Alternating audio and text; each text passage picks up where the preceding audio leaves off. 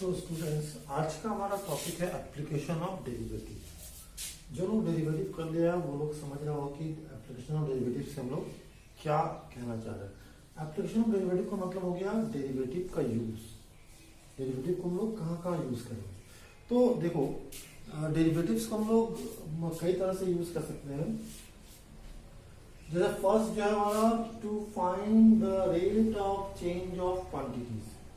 कुछ क्वांटिटीज का rate of change find करने के लिए हम लोग डेरिवेटिव को यूज करते हैं। किस रेट से क्वांटिटी चेंज कर रहा है, ठीक है। इसको फाइंड करने के लिए हम लोग डिफरेंशिएशन को यूज करते हैं, डेरिवेटिव को यूज करते हैं। Second, to find the approximate value of quantities.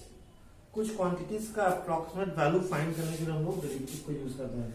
अब जैसे अगर हम बोले कि 25 का स्क्वायर रूट कितना होगा, तो तुम लोग बड़े आसानी से बोल दोगे कि 5 होगा।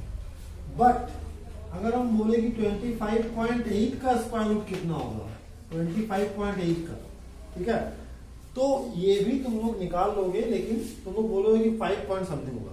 बट वो समथिंग कितना होगा वो फाइंड करते हैं हम लोग अप्रॉक्सीमेशन से, by the use of derivative, ठीक है। तो ये इसका एक यूज है, to find approximate value of certain quantities. Third जो है, to find equation of tangent and normal to a curve. किसी कर्व का टेंजेंट और नॉर्मल का इक्वेशन हम लोग डेरिवेटिव को यूज करके फाइंड करते हैं। जैसे ये मान लो कोई कर्व है, अब यहाँ पे हम इसका टेंजेंट ड्रॉ किया, इसका इक्वेशन क्या हो, तो इस टेंजेंट का इक्वेशन हम लोग फाइंड करते हैं bye the use of derivative. और अगर टेंजेंट पर परपेंडिकुलर ड्रॉ करेंगे हम लोग, तो ये परपेंडिकुलर कहलाएगा नॉर्मल। इसका भी इक्वेशन हम लोग फाइंड कर सकते हैं।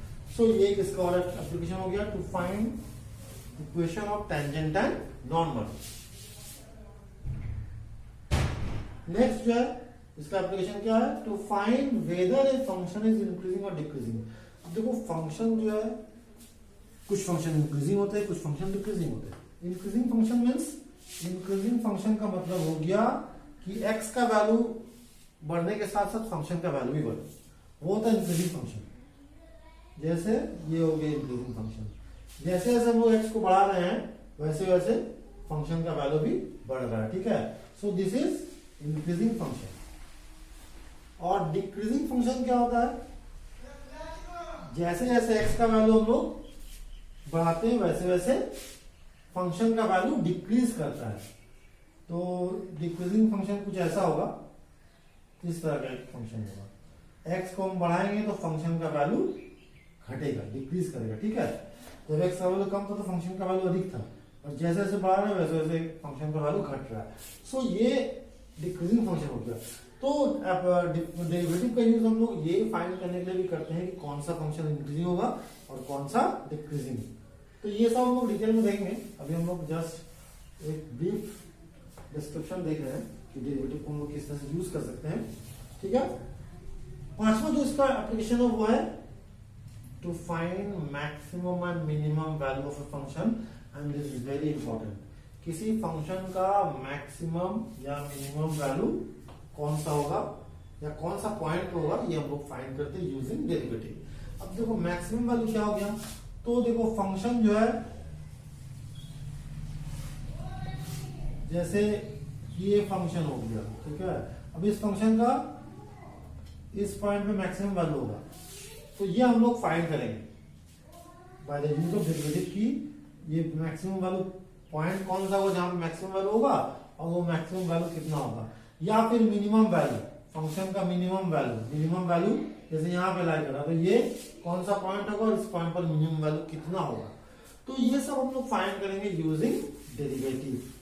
ध्यान कीजिए कि इसका क्या क्या यूज हम लोग करते हैं, ठीक है।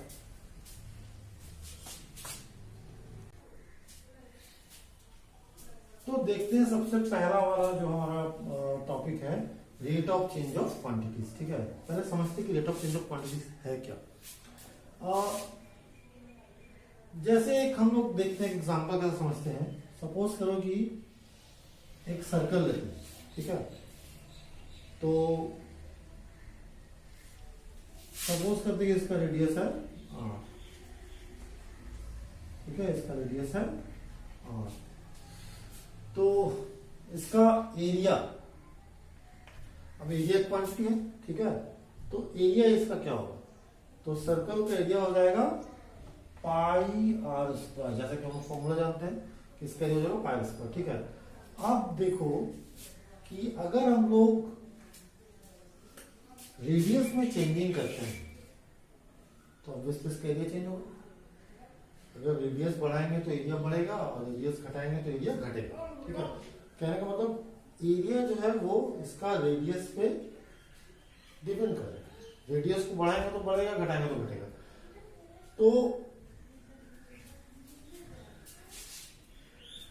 तो rate of change of area को हम लोग कैसे डिनोट करेंगे, rate of change of area को हम लोग डिनोट करेंगे dA बाय dr से, क्योंकि एरिया इसका डिपेंड कर रहा है आप पर, ठीक है। तो ये dA बाय dr डिनोट कर रहा है rate of change of area with respect to radius, ठीक है, rate of change of area. इसको डिफरेंशिएट करेंगे, ठीक है। Rate of change of area निकालने के लिए हम लोग क्या करेंगे, dA by dr means A को डिफरेंशिएट करना, ठीक है। तो इसको डिफरेंशिएट करेंगे तो आ जाएगा 2 पाई r, ठीक। सो एरिया ये हमारा रेट ऑफ चेंज हो गया, dA बाय dr बता रहा है 2 पाई r। तो एरिया था पाई r स्क्वायर स्क्वायर यूनिट, कितना स्क्वायर यूनिट था इसका एरिया, ठीक है। अब इसको जब हम लोग डिफरेंशिएट की तो आया 2 पाई r, और ये क्या दे रहा है, rate of change of area with respect to radius, ठीक है। तो इसका मतलब हो रहा है कि अगर रेडियस में 1 यूनिट का हम चेंज कर रहे हैं, इसका यूनिट हो जाएगा सेंटीमीटर स्क्वायर पर centimetre, sorry unit square per unit, यहाँ पे स्क्वायर यूनिट है ना, तो ये हो जाएगा यूनिट। समझने के लिए हम लोग क्या करते हैं, इसको बेहतर है कि हम लोग इसको सेंटीमीटर स्क्वायर, सेंटीमीटर लेते चलो, तो ये तुम्हारा आएगा सेंटीमीटर स्क्वायर पर सेंटीमीटर। तो हम लोग के लिए समझना आसान होगा। इसका मतलब हो रहा है कि अगर रेडियस में 1 सेंटीमीटर का चेंज करते हैं तो एरिया में 2 पाई r सेंटीमीटर स्क्वायर चेंज होगा। सो ये हो गया rate of change of quantities. In general हम लोग इसको लिख सकते हैं dq, q for quantity, upon dp, dq upon dp, जहां पर q क्या है, तो q तुम्हारा है, q हो गया क्वांटिटी, q क्या हो गया क्वांटिटी, और ये p क्या है, p है पैरामीटर। पैरामीटर मतलब हो गया वो वेरिएबल जिस पर ये क्वांटिटी डिपेंड कर रहा है। पैरामीटर के बढ़ने से क्वांटिटी का वैल्यू बढ़ रहा है, पैरामीटर के घटने से क्वांटिटी का वैल्यू घट रहा है, दैट इज कॉल्ड पैरामीटर। इस केस में, हमारे सर्कल के केस में, एरिया हमारा क्वांटिटी है जबकि रेडियस क्या है पैरामीटर। क्यों? क्योंकि एरिया जो रेडियस पे डिपेंड कर रहा है, क्लियर। रेडियस को बढ़ाएंगे तो एरिया बढ़ेगा, रेडियस को घटाएंगे एरिया घटेगा। कहने का मतलब रेडियस को अगर हम चेंज करेंगे तो एरिया में कॉरस्पॉन्डिंग कुछ चेंज होगा। अच्छा अब देखो, ये जो सर्कल था, सर्कल का एरिया था पाई स्क्वायर, ठीक है। अब यहाँ पे एक चीज हम लोग समझना इंपॉर्टेंट चीज कि अभी तो हमने देखा कि भाई रेडियस को चेंज करा तो एरिया में चेंज नहीं होगा, ठीक है। लेकिन इसका एक और एस्पेक्ट है, ये एक तरह से चेंज हो रहा है, एक और तरह से इसका एरिया चेंज हो सकता है। कैसे देखते हैं, तो ये एरिया एक, अभी हम लोग अगर रेडियस में चेंजिंग करते हैं तो एरिया में चेंज हो रहा है, ठीक है। तो एक तरह इस तरह से चेंज हो रहा है, तो ये इसको हम लोग डिनोट कर रहे हैं dA by dr, change of area with respect to r। एक और तरह से ये चेंज हो सकता है विद रिस्पेक्ट टू टाइम, ठीक है। उसको हम लोग क्या डिनोट करेंगे, dA बाय dt, ठीक है। टाइम के रेस्पेक्ट में चेंज हो सकता है, तो टाइम के रेस्पेक्ट में जब चेंज होगा तो उसको हम लोग डिनोट करेंगे dA बाय dt से, ठीक है। अब अब देखो ये तो हम लोग को पता, ये तो हम लोग निकाल देंगे, एरिया दिया रहेगा उसको डिफरेंशिएट में डी बाई डी आर मिल जाएगा, बट इसको हम लोग कैसे फाइंड करेंगे, डी बाई डी टी, यहाँ तो टी अलग चीज आ गया, तो इसको हम लोग यहाँ पे चेन रूल यूज करेंगे, ठीक है।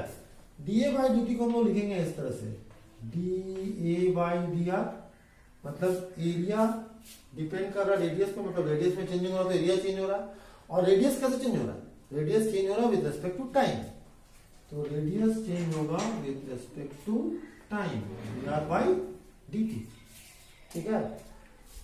तो ये दो चीज है, एरिया ऐसे भी चेंज कर सकता है और ऐसे भी चेंज हो सकता है, ठीक है। तो यही दोनों तरह से हम लोग पूरे एक्सरसाइज को बनाएंगे आगे, ये दोनों ध्यान से समझना है कि क्वांटिटी इन जनरल हम लोग कह सकते हैं कि अगर हम लोग जनरलाइज करें तो अगर Q कोई क्वांटिटी है तो दो तरह से चेंज होगा, D Q by D P, यहाँ पे P पैरामीटर है, और दूसरा D Q by d t, ठीक है।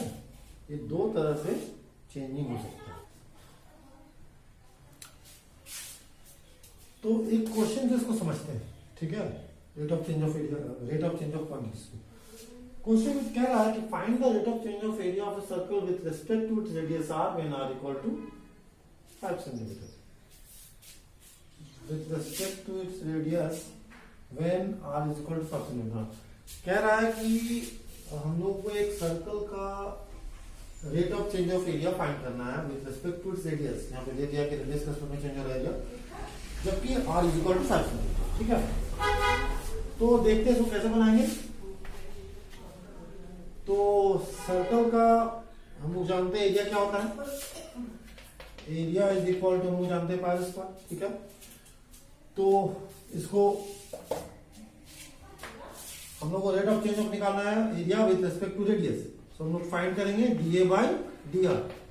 Now d a by d r क्या होगा, इसको डिफरेंशिएट करेंगे तो पाई कांस्टेंट, आर स्क्वायर का 2r, तो इसका डिफरेंशिएशन हो जाएगा pi into 2r, that is 2 pi r, ठीक है। ये हमारा निकल गया, ये क्या निकला, ये निकल गया rate of change of area, ठीक है।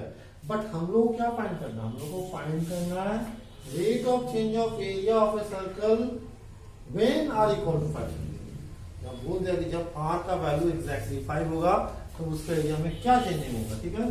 सो हम लोग फाइंड करेंगे d a by d r when r is equal to 5, और इसमें कुछ नहीं, जहां पे r है वहां 5 पुट कर देंगे, 2 पाई इंटू 5 दैट इज 10 पाई, और इसका यूनिट क्या होगा, इसका यूनिट हो जाएगा 10 पाई सेंटीमीटर स्क्वायर पर सेंटीमीटर। इसका मतलब क्या हो रहा है कि अगर हम लोग सर्कल का, ये सर्कल है, अगर हम सर्कल का रेडियस में 1 सेंटीमीटर चेंज करेंगे तो इसका एरिया में 10 पाई सेंटीमीटर स्क्वायर चेंज होगा। एक और क्वेश्चन देखते हैं, the radius of a circle is increasing at the rate of 3 centimetre per second. कह रहा है कि the radius of a circle is increasing at the rate of 3 centimetre per second, find the rate at which the area is increasing when r is equal to 10 centimetre. यहाँ पे radius किस rate से change कर रहा है ये दिया हुआ है 3 सेंटीमीटर पर सेकेंड। हम लोग को फाइंड करना है किस रेट से एरिया चेंज कर रहा है, ठीक है। यहाँ देखो ध्यान देने के बाद क्या है कि यहाँ पे जो यूनिट दिया हुआ है सेंटीमीटर पर सेकेंड है, इसका मतलब यहाँ पे जो चेंजिंग हो रहा है विद रिस्पेक्ट टू टाइम होगा, ठीक है। तो we have d r by d t दिया हुआ है, रेडियस का रेट ऑफ चेंज दिया हुआ, मतलब क्या, rate of change of radius दिया हुआ है, इसका मतलब क्या दिया हुआ है, इसका मतलब दिया हुआ है D r by d T कितना 3 सेंटीमीटर पर सेकेंड, ठीक है। हम लोग को फाइंड करना है क्या, किस रेट से एरिया चेंज कर रहा है, मीन्स हम लोग को क्या फाइंड करना है, d a by d T find करना है, ठीक है। तो नाउ सबसे पहले ए निकालते हैं हम लोग, ए कितना हो जाएगा, ये हो जाएगा पाई आर स्क्वायर, ठीक है। So d a by d t निकालना हम लोग, ये नहीं निकालना हम लोग को, डीए बाई डी टी निकालना है, क्योंकि हम लोग को बोला है किस रेट से एरिया चेंज कर रहा है, तो डीए बाई डी टी निकालना है। डीए बाई डी टी, तो चूंकि ये जो है फंक्शन आर का फंक्शन है, तो हम लोग डायरेक्टली टी के रेस्पेक्ट डिफरेंशिएट नहीं कर सकते हैं। हम लोग सबसे पहले इसको क्या करेंगे, आर के रेस्पेक्ट में करेंगे, एंड फाइनली आर को टी के रेस्पेक्ट में करेंगे। ठीक है, ये हो गया हमारा d a by d r into d r by d t. ठीक है, that is equal to, this implies d a by d t equal to हो जाएगा d a by d r. Now d a by d r का value, अच्छा d a by d r हम लोग नहीं निकाले ना, तो d a by d r यहां से निकाल लेते हैं। D a by d r कितना होगा, ए तुम्हारा पाई स्क्वायर है, तो therefore d a by d r यहीं पे निकाल देते हैं। This implies d a by d r is equal to 2 pi r. ठीक है, d a by d r 2 pi r निकल गया, तो यहां पे पुट करेंगे 2 pi r into d r by d T. D r by d T का value हम जानते हैं कितना, 3 सेंटीमीटर पर सेकेंड, तो इंटू 3 यानी कितना आ गया, 6 पाई आर सेंटीमीटर स्क्वायर पर सेकेंड, ठीक है, सेंटीमीटर स्क्वायर पर सेकेंड। लेकिन हम लोग को क्या बोला है, हम लोग को बोला गया है rate of change of area निकालना व्हेन रेडियस 10 सेंटीमीटर है। तो हम लोग क्या निकालेंगे, हम लोग निकालेंगे d a by d t जब r इज इक्वल टू 10, इसे पुट कर देंगे 6 pi into 10 and that is equal to,